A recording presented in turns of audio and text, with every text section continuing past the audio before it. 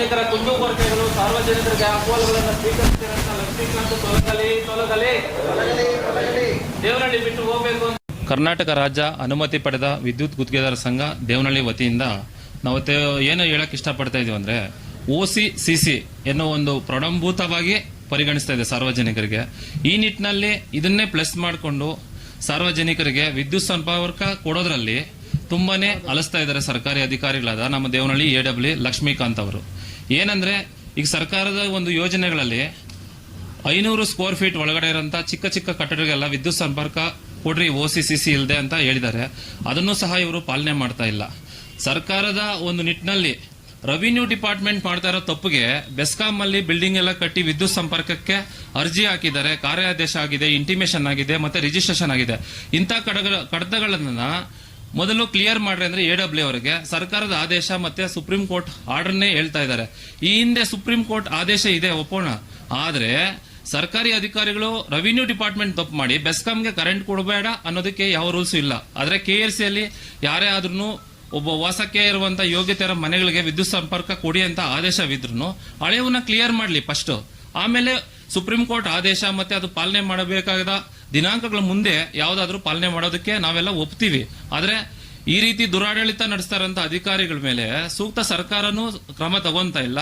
ಇತ್ತ ಮಧ್ಯ ಜನಗಳಿಗೂ ಸಹ ತುಂಬಾ ತಪ್ಪು ಮೆಸೇಜ್ಗಳನ್ನು ಕೊಡ್ತಾ ಸಮಾಜದಲ್ಲಿ ಒಂದು ತುಂಬಾ ಕಠಿಣ ಪರಿಸ್ಥಿತಿಗೆ ತಗೊಳ್ತಾ ಇದ್ದಾರೆ. ಆದ್ರೆ ಬೆಸ್ಕಾಂ ಸಾಲದಲ್ಲಿ ಹೋಗ್ತಾ ಇದೆ ಅಂದ್ರೆ ರೆವಿನ್ಯೂ ಬರಲಿಲ್ಲ ಅಂದ್ರೆ ಯಾಕೆ ಸಾಲದಲ್ಲಿ ಹೋಗುತ್ತೆ.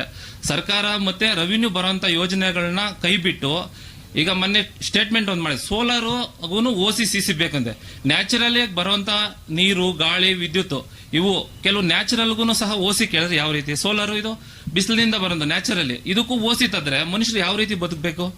ಇದನ್ನ ಸ್ವಲ್ಪ ಕೇಳಕ್ ಹೋದ್ರೆ ನನಗೆ ಮಿನಿಸ್ಟರ್ ಪವರ್ ಐತೆ, KH ಮುನಿಯಪ್ಪನವ್ರ ಸಪೋರ್ಟ್ ಐತೆ, ಅದರಿಂದ ನಾನು ಏನ್ ಬೇಕಾದ್ರೂ ಮಾಡ್ತೀನಿ, ನೀವೇನ್ ಬೇಕೋ ಮಾಡ್ಕೊ ಹೋಗ್ರಿ ಅನ್ನೋ ಥರದಲ್ಲೂ ಮಾತಾಡ್ತಾರೆ. 5 ವರ್ಷ ಬೇಕಾದ್ರೂ ನಾನು ಇಲ್ಲೇ ಇರ್ತೀನಿ, ನಾನು ಯಾರು ಚೇಂಜ್ ಮಾಡ್ಸೋಕ್ಕಾಗಂಗಿದ್ರೆ ಮಾಡ್ಸೋಗ್ರಿ ಅನ್ನೋ ಥರದಲ್ಲೂ ಮಾತಾಡ್ತಾರೆ. ಇದನ್ನೆಲ್ಲ ನೋಡ್ತಾ ಇದ್ರೆ ಸಾರ್ವಜನಿಕರಿಗೆ ಅಲ್ದೇನೆ, ಗುತ್ತಿಗೆದಾರರಿಗೂ ಅಲ್ದೇನೆ ಪ್ರತಿಯೊಬ್ಬರಿಗೂ ತೊಂದರೆ ಆಗ್ತಾ ಇದೆ.